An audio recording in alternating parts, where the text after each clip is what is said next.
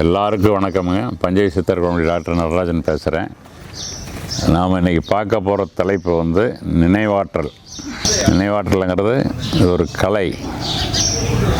அந்த காலத்தில் 1ஆம் கிளாஸ்லேருந்தே பாடங்களை குறைவாக இருக்கும், எல்லாத்தையும் மனப்பாடம் பண்ண சொல்லுவாங்க.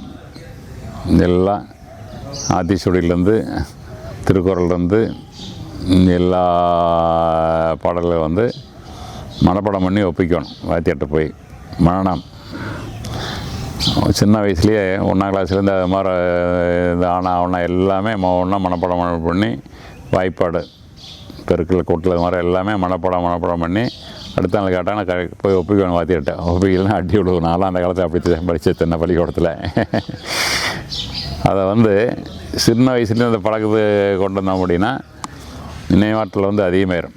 மூளை வந்து கம்ப்யூட்டர் மாதிரி ட்ரைனிங் ஆகிரும். ட்ரெயின் ஆகிற போது ஒரு இடம் படித்தாலே மறக்காது. அது மாதிரி அந்த நினைவாற்றலை வந்து அதிகப்படுத்துறதுக்கு அந்த காலத்தில் பயிற்சி கொடுத்தாங்க. பயிற்சி கொடுத்தனால அப்போ படித்த பாட்டில் அப்போ கட்டலும் சொல்லலாம். அவ்வளோ சின்ன வயசில் பதிஞ்சது இளமையில் பதிஞ்சது வந்து இளமரத்தில் வர இது மாதிரி சொல்லுவாங்க. இப்போ உள்ள நல்லா பதிஞ்சது வந்து மறக்காது, ஆயுசுக்கு மறக்காது. அது மாதிரி பண்ணி நம்மளை பழக்கப்படுத்துனாங்க. நினைவாற்றலை அதிகப்படுத்துறதுக்கு சின்ன வயசுலேருந்து பழக்கப்படுத்தாங்க. இதே வந்து வைதிக குடும்பங்களில் மற்ற குடும்பங்களெல்லாம் அது தேவாரம், திருவாசகம், அப்புறம் அந்த வேத மந்திரங்கள் இது எல்லாம் குழந்தையிலேருந்தே சொல்லி கொடுத்து அதை மனப்பாடம் பண்ண அந்த வைப்ரேஷன் வந்து பிரெயின் டெவலப் ஆயிரும். பிரெயின் டெவலப் ஆகிற போது அது மாதிரி பயிற்சி பெற்ற பசங்களும் நாமளும் பள்ளிக்கூடத்தில் ஒன்றா படிக்கிற போது அவன் 2 தடவை படித்தானா மனப்பாடம் பண்ணிவிடுவான். நம்ம வந்து 10 தடவை படிக்கணும், மறந்து போயிடும். அதனால் அந்த பழக்கத்தை சில இளமையிலேருந்து கொண்டு வந்தால் மூளை ஆக்டிவேட் ஆகிரும், அந்த ட்ரைனிங் ஆகிரும், நல்ல ட்ரைனிங் ஆகிரும். வாழ்க்கையில் வந்து எவனுக்கு நினைவாற்றல் இருக்குதோ அவன் வந்து உச்சத்துக்கு வருவேன். நினைவாற்றல் இல்லாதவன் வந்து அது மாதிரி வர முடியாது. நினைவாற்றல் இருந்தது அப்படின்னா உலகையே வரலாம். அது மாதிரி ஒவ்வொருத்தரும் ஒரு மாதிரி அரசியல் எடுத்துக்கிட்டா மோடி வந்து உங்களுக்கு வந்து உங்களோட பார்த்தாலும் மறக்க மாட்டார். அவ்வளோ நினைவாற்றல். அவர் யோகியாக இருக்கார், துறவியாக இருக்கிறதுனால அந்த ஆற்றல் அதிகமாக இருக்குது. அந்த காலத்தில் பார்த்தீங்கன்னா நம்ம கலைஞர் கருணாநிதி இருந்தார். அவர் வந்து அவருக்கு உள்ள நினைவாற்றல் வந்து தமிழ்நாட்டில் எனக்கு யாருக்கும் தெரியல. ஒரு இடம் பாட்டார்னா திரும்ப அடுத்த இடம் அவனை பார்த்தாருனா, ஒரு மீட்டிங்கில் பார்த்தாருனா எந்த தொண்டாக இருந்தாலும் சரி பேரை சொல்லி கூடுவார். அவன் சந்தோஷமாயிருவான். அப்படி தான் அவர் அதுதான் பெரிய கவர்ச்சி. நம்ம வேறு ஞாபகம் வச்சு தலைவர் கூப்பிட்றாரு அப்படின்னு எல்லா பயிலையும் பேரை கூப்பிட்டு வைப்பார். அவ்வளோ ஞாபக சக்தி. அது மாதிரி தான் ஞாபக சக்தி இருந்தால் ஒரு நீ விஞ்ஞானியானாலும் எதானாலுமே ஒரு டாக்டராக இருந்தாலுமே இந்த ஞாபக சக்தி இருந்ததுன்னா இந்த வியாதிக்கு இந்த மருந்து, இந்த நோயாளிக்கு இதை கொடுத்தா இது நல்லா சக்ஸஸ் ஆச்சு, அந்த ஞாபக சக்தி தான் அடுத்த நோயாளிக்கு அதை பயன்படுத்தலாம். ஞாபக சக்தி வேணும். திடீர்னு அந்த நேரத்தில் அந்த ஞாபகம் வரணும். யாராருக்கு இப்போ 1000 மருந்து இருக்குது.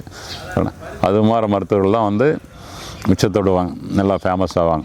நீ பார்த்துருப்பீங்க எத்தனையோ மருத்துவர்கள். அது மாதிரி விஞ்ஞானிகள் அதே மாதிரி தான். அப்துல் கலாம் மாதிரி அவர் துறவி. அதனால் வந்து ஞாபக சக்தி அதிகமாக இருக்குது. எல்லாத்துல இன்னும் கொஞ்சம் குறையும், துறவிகளுக்கு அதிகமாக இருக்கும். அதனால் அந்த ஞாபக சக்தி இருந்துன்னா நினைவாற்றல் இருந்தது அப்படின்னா எல்லாமே இது பண்ணலாம். அப்போ நினைவாற்றலை இது பண்ணுறதுக்கு நம்ம என்ன பண்ணணும்? இதுக்கு வந்து சீரான உணவு, முறையான உடற்பயிற்சி, அப்புறம் தியானம், அப்புறம் நினைவாற்றல் அது கூட சில பயிற்சியெல்லாம் இருக்குது. இதெல்லாம் மனப்பாடம் பண்ணது அது மாதிரி பண்ணுறது, அது மாதிரி பண்ணுறது. அப்புறம் மனசை கண்டவுக்கு அலைய விடாமல் மேய விடுறது. செல்ஃபோன் பார்க்குறது, அதை பார்க்குறது, தேவையில்லாத சங்கதியெல்லாம் வந்து மூளையில் உள்ள கொட்டுறது. மூளை வந்து குப்பை கூட கிடையாது. நம்ம என்ன பண்ணுறோம், இப்போ நமக்கு என்னென்ன தேவையில்லையோ அத்தனையும் பேப்பரில் படிக்கிறோம், இப்போல்லாம் இப்போ செல்ஃபோனில் கேட்குறோம். நமக்கு தேவையில்லை, தேவையில்லாத விஷயங்கள் அவ்வளோத்தும் அது நடக்குது எல்லாம் நடந்துக்கிட்டே இருக்கும். அதுக்கு நமக்கு சம்மந்தம் இல்லை. ஊரை சுற்றி நடக்குது, கொள்ளை நடக்கும், எல்லாம் நடந்துகிட்டே தான் இருக்கும். யாரும் நிறுத்த முடியாது. அதை போய் நம்ம கேட்டு மண்டையில் போட்டு அப்படி பண்ணணும் இப்படி பண்ணணும் மனசு கொதிக்கூடாது. இதெல்லாம் நமக்கு தேவையில்லை. தேவையில்லாத விஷயங்கள்லாம் உள்ள கொண்டு போடாமல் நல்லா நமக்கு என்ன தேவையோ அதை மட்டும் வேண்டி மனசு அமைதி வச்சுட்டு வந்து நினைவாற்றல் நல்லாயிருக்கும். கடைசி வரைக்கும் நல்லாயிருக்கும். அதனால் இந்த நினைவாற்றலை அதிகப்படுத்துறதுக்கு நல்ல உணவுகள், இயற்கையான உணவுகள், இந்த அசைவ உணவுகள், மற்ற இதெல்லாம் மசாலா எண்ணெய் பலகாரம் அது மாதிரி கண்டதெல்லாம் தவிர்த்துட்டு இயற்கையான உணவுகள், தேங்காய் பழங்கள், பச்சை காய்கறிகள், அப்புறம் உணவெல்லாம் முறையாக இயற்கையாக சமைச்ச உணவுகள், இந்த வறுவல் பொரியல் இது மாதிரி ரொம்ப எண்ணெய் கொடுத்து அழைக்காமல் நம்ம அது மாதிரி உணவுகள்லாம் சாப்பிட்டோம்னா நினைவாற்றல் கடைசி வரைக்கும் நல்லாயிருக்கும். அதே மாதிரி வந்து உடலுக்கு பயிற்சி கொடுக்கணும். சோம்பேறியாக இருந்தாலும் நினைவாற்றல் போயிடும். உடலுக்கு பயிற்சி கொடுக்குறது அப்படின்னா நீங்கள் வந்து யோகாசனம் செய்யலாம், அப்புறம் அதே மாதிரி மூச்சு பயிற்சி செய்யலாம். ஒன்றும் வழி இல்லை, நடக்கலாம், நடைப்பயிற்சி செய்யலாம், இது மாதிரி செய்யலாம். அடுத்தது வந்து ஒரே டயத்தில் பல வேலை செய்கிறோம். ஒரு டயத்தில் ஒரு வேலையத்தையும் செய்யணும். ஏன் பல வேலை செய்கிறோம்? செல்லே பேசிக்கிட்டு இருக்கிறோம், செல்லு பேசிக்கிட்டே சாப்பிட்றோம், இது செல்ஃபோனை ஆன் பண்ணி அதில் கேட்டுக்கிட்டே நம்ம மற்ற வேலையெல்லாம் செய்கிறோம், பாட்டு கேட்டு செய்கிறோம். அப்படி இல்லை, ஒரு வேலை செய்கிறோம், ஒரு வேலையை மட்டும் தான் செய்யணும். அப்போ சொன்னார்ல, ஒன்றே செய் நன்றே செய் நன்றும் இன்றே செய் அப்படின்னா, அதுவும் இன்னே செய் அப்படின்னா, அதாவது நம்ம வந்து ஒரு வேலை செய்கிறபோது எதை கண்டதில் நினச்சிட்டே செய்கிறோம், அந்த வேலையில் மட்டும் கவனம் இல்லை. புத்தர் அதான் சொல்லுவார், எதை செய்கிறியோ அதில் மட்டும் மைண்ட்ஃபுல்னஸ் அப்படிம்பார். அதில் மட்டும் இந்த செகண்டு, இந்த துளி நேரம், இந்த இப்போ இதில் வந்து இதில் கவனம் இருக்கணும். கவனம் இல்லாமல் ஒன்றா பழசு நினச்சி இது பண்ணுறோம், கவலைப்படுறோம், எதிர்காலத்தை நினச்சி பயப்படுறோம், நிகழ்காலத்தில் நம்ம வாழ்கிறது இல்லை. அதுதான் ஓசோ சொல்கிறாரு, past is no more, future is not yet, the present is all. தியானம் நம்ம இது எல்லாமே வந்து சித்தர்கள் இதெல்லாம் எல்லாமே இந்த மனசு ஒருமுகப்படுத்துறதுல இருக்குது. கரெக்டாக இந்த நிமிஷத்தில் நம்ம வாழணும். சந்தோஷமாக இருந்தோம் அப்படின்னா அடுத்த நிமிஷமும் சந்தோஷமாக இருக்கும். அதனால் அந்த ஒரு காரியத்தை செய்கிற போது அதையும் மட்டும் செஞ்சோம்னா அப்போ தான் அவங்களுக்கு வந்து ஞானம் கிடைக்கிறது, ஒரு புதுசாக கண்டுபிடிக்கிறது விஞ்ஞானிகள். அவங்க வந்து ஒரு நாள் கூட சாப்பிடாமல் அதே இது பண்ணிகிட்டு இருப்பாங்க, அதே சிந்தனையில் இருப்பாங்க, அந்த ஆராய்ச்சியிலே இருப்பாங்க. அவனை வந்து இயற்கை வந்து வெளியே காட்டும். கரெக்டாக அவங்க என்ன டார்கெட்டோ எத்தனை போய் அடையணும்னு நினைக்கிறாங்களோ அதை அடைஞ்சிருவாங்க, கண்டுபிடிச்சிருவாங்க. எல்லாத்துக்கும் வந்து மன ஒருமைப்பாடு தான் காரணம் தியானத்தை. அதுக்காக தான் தியானம் மற்றெல்லாம். அப்போ இந்த மனசை வந்து நல்லா இது பண்ணி வச்சிட்டோம்னா நம்ம வாழ்க்கையில் வந்து என்றைக்குமே வெற்றி தான், தோல்வியே இருக்காது. இப்போது இது மாதிரி இந்த முறையெல்லாம் நம்ம எல்லாம் பண்ணுறோம். இந்த முறைகளுக்கு உதவி செய்யக்கூடிய சில மருந்துகள், இயற்கையான மருந்துகள்லாம் இருக்குது. இயற்கையான மருந்துலேயே ரொம்ப உயர்ந்தது வந்து பஞ்சகவியம்னு சொல்லுவாங்க. பஞ்சகவியம்னா சிவனுக்கு அபிஷேகத்துக்கு கொடுக்குறது. பசுமாட்டினுடைய பசுமாட்டினுடைய சாணி, மூத்திரம், பால், தயிர், நெய், இந்த அஞ்சையும் சேர்த்து இது பண்ணுவாங்க. எல்லாம் ஒன்றா ஒரு ரேசியெல்லாம் கலக்கி பிரசாதம் கொடுப்பாங்க.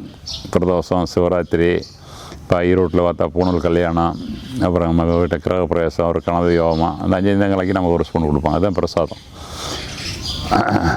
அதை வந்து கொடுக்குற போது அது வந்து உடலை சுத்தம் பண்ணுது, மன சுத்தம் பண்ணுது, நினைவாற்றலை அதிகப்படுத்துது. அது இது பண்ணுவாங்க. அது வந்து ரொம்ப நல்லாயிருக்கும். அதை வந்து நாம் என்ன பண்ணியிருக்கிறோம் அப்படின்னா, அதே மாடிஃபை பண்ணி 1998 அது இது கொண்டு வந்தோம். இதுக்கு விவசாயத்துக்கு கொண்டு வந்தோம். முதல் விவசாய பயன்பாட்டு கொண்டு வந்து நாம் தான் 98. 99 கால்நடைகளுக்கு ஆடு, மாடு, கோழி, இறால் பண்ணை, மீன் பண்ணை, பன்றி பண்ணை எல்லாத்துக்கும் கொடுத்தோம். எல்லாத்துலேயும் நல்ல வெற்றி. 2000 மனிதர்களுக்காக என்ன பண்ணால் நல்ல சாணி வாசம், மூத்திர வாசம்லாம் அடிக்கும். அதெல்லாம் ப்ராசஸ் பண்ணி, சுத்தி பண்ணி, ஃபில்ட்ரு பண்ணி, எந்த வாசம் இல்லாமல் சாணி மூத்திரம்லாம் லேப் கொடுத்து டெஸ்ட் பண்ணி, இப்போ நம்ம இது சாணியில் வந்து மாட்டு வயிற்றில் கீறி பூச்சி இருந்ததுன்னா அந்த பூச்சியினுடைய முட்டை சாணியில் வந்துடும். அது நமக்கு வரக்கூடாது. அதை வந்து மாட்டை சுத்தமாக வச்சுருக்கோன்னா டிவேமிங் பண்ணிடணும். பூச்சி எல்லாம் பண்ணிக்கிட்டு அதனுடைய இது சாணி எடுத்து டெஸ்ட் பண்ணி ஒன்றும் இல்லைன்னா தான் அதை உபயோகப்படுத்தணும். ரெண்டாவது வந்து சிறுநீர் பசுனுடைய கோமூத்திரம்னு சொல்கிறது. மனுஷனுக்கு இருக்கிற மாதிரி அதில் யூரின் இன்ஃபெக்ஷன் இருக்கலாம், யூரினில் கிருமி இருக்கலாம். அதையும் டெஸ்ட் பண்ணி சுத்தமாக இருந்தால் தான் உபயோகப்படுத்தணும். இத்தனை பாதுகாப்பு முறைகளோ அதெல்லாம் சுத்தம் பண்ணி சில மூலிகையெல்லாம் சேர்த்து அதை வலுப்படுத்தி எந்த வாசம் இல்லாமல் பல ரசமாட்டம் பண்ணியிருக்கிறோம். பஞ்சாயத்து வச்சோம்தான் அமிர் செஞ்சுங்கிறது, அது குடிக்கலாம். அமிர் செஞ்சு வந்து எல்லாருமே சாப்பிடலாம். குழந்தைகள்லேருந்து பெரிய வரையும் சாப்பிட்டோம்னா அந்த மூளை சுறுசுறுப்பேரும் நினைவாற்றல் அதிகமாகும், பிரெயின் ஆக்டிவேட் ஆகும். குழந்தைகளுக்கெல்லாம் கொடுத்தோம்னா மார்க் அதிகம் வாங்குவோம். நினைவாற்றல் அதிகமாக ஈஸியாக மார்க் வாங்க, மனசும் அமைதியாக இருக்கும், தூக்க அருமையாக வரும், பசி நல்லாவும், ஜீரணம் நல்லாவும், நம்மளோட மாதிரிலாம் ஆரோக்கியமாக இருக்கும். அதனால் நினைவாற்றல் அதிகப்படுத்துறதுக்கு இதை சாப்பிட்லாம். தியானம் பண்ணுறவங்களுக்கு தியானம் பண்ணுறபோது சாப்பிட்டாங்கன்னா மனசு அமைதியாகி தியானம் நல்லா வரும், வைப்ரேஷன் நல்லா வரும், மனசு உருவப்படும். ஒரு மணி நேரம் தியானம் பண்ணலாம், மனசு அங்கேயும் அலையாது. அப்புறம் இது பண்ணலாம். அப்புறம் இது இல்லாமல் நினைவாற்றலுக்கு வந்து சில மருந்துகள்லாம் இருக்குது. ஜீவானந்த சஞ்சீவி லேயம்னு இருக்குது, உள்ளுறுப்பில் வலுப்படுத்துறது, அதையும் சாப்பிடலாம், அது நல்லாயிருக்கும். அப்புறம் கருவூரார் சஞ்சீவி தைலம்னு ஒரு தைலம் இருக்குது.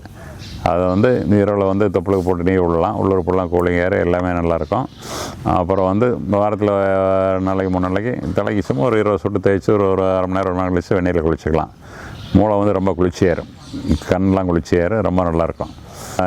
இதெல்லாம் பயன்படுத்தலாம். இதெல்லாம் பயன்படுத்தினோம்னா நினைவாற்றல் வந்து ஆயுளுக்கு நல்லாயிருக்கும். எப்போவுமே நினைவாற்றல் குறையாது. நினைவாற்றல் அதிகமாக இருக்கிற போது கடைசி வரைக்குமே நம்ம வாழ்க்கையில் வெற்றி மேலே வெற்றி தான் வரும், ஒன்றும் இதாகாது. அப்புறம் மனசு அமைதியாக இருக்கும், சந்தோஷமாக இருக்கும். ஒரு பிரச்சனை வந்ததுன்னா அது எப்படி தீர்க்கிறதுங்கிறது கொஞ்ச நேரம் நீங்கள் ஒத்து பார்த்தீங்கன்னா போதும். அந்த ஒருமைப்பாடு வேணும், மனசு ஒருமைப்பாட்டோடு அதை ஒத்து பார்த்தீங்கன்னா ஒரு 5 நிமிஷம் 10 நிமிஷம், ஒரு நாள் 2 நாளில் ஒரு நல்ல தீர்வு வரும். இப்படி பண்ணலாம் நம்ம ஜெயிக்கலாம், சரியாக இருக்கு அப்படின்னு நல்ல முடிவெடுப்பீங்க. வாழ்க்கையில் நல்ல பலன் கிடைக்கும், நல்ல முன்னேற்றம் இருக்கும். நம்ம நிறைய இடியாப்பு செக்கெல்லாம் வரும். எத்தனை முடிச்சு வந்தாலுமே நினைவாட்டலோட மனசு ஒருமைப்பாட்டோட அதை போய் இது பண்ணோம் அப்படின்னா எல்லா செக்கலையும் எல்லாம் முடிச்சு அது தரலாம். அதனால் நம்ம சொல்கிற அந்த முறையெல்லாம் நீங்கள் பின்பற்றி அப்புறம் தியானம் பண்ணலாம். தியானம் மூச்சு வச்சுலாம் பண்ணலாம். இதெல்லாம் நிறைய பண்ணலாம், ஒன்றும் கஷ்டமே இல்லை. நினைவாற்றல் அதிகப்படுத்துறதுக்கு தியானத்தில் வந்து ரொம்ப சிம்பிளான தியானம் மூச்சு இது விபாசனான்னு வந்து புத்தர் சொல்லியிருக்காரு. இதுலேயும் ரொம்ப சிம்பிள். நீ ஒன்றும் பண்ண வேண்டாம், நீ ஒன்றும் மந்திரம் சொல்ல வேண்டாம், அதை பண்ண வேண்டாம், இது வேண்டாம். நீ வந்து இது பண்ணால் போதும். குழந்துக்கிட்டு கண்ணை மூடிட்டு மூச்சு இல்லைங்க, அங்கே பாருங்க.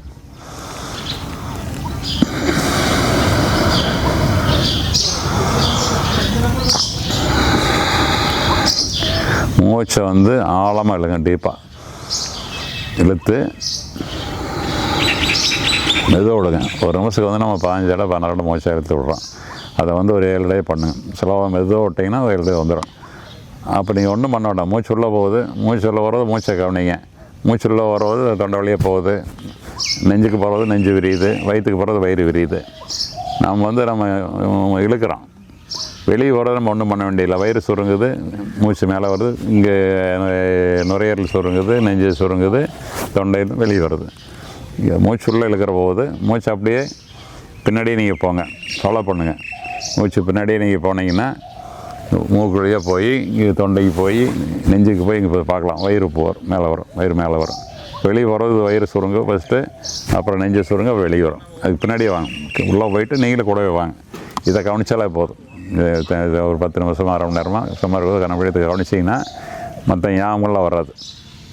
மனசு ஒருமைப்பாட்டுக்கு வந்துடும், உங்களுக்கு வந்து ஞாபகத்தையும் அதிகமாகும். அதனால் இந்த முறையெல்லாம் பயன்படுத்தி நீங்கள் வாழ்க்கையில் நலமோடும் வளமோடும் வாழ வேண்டும் என்று உங்களை விரும்பி கேட்டுக்கொள்கிறேன். நன்றி, வணக்கம்.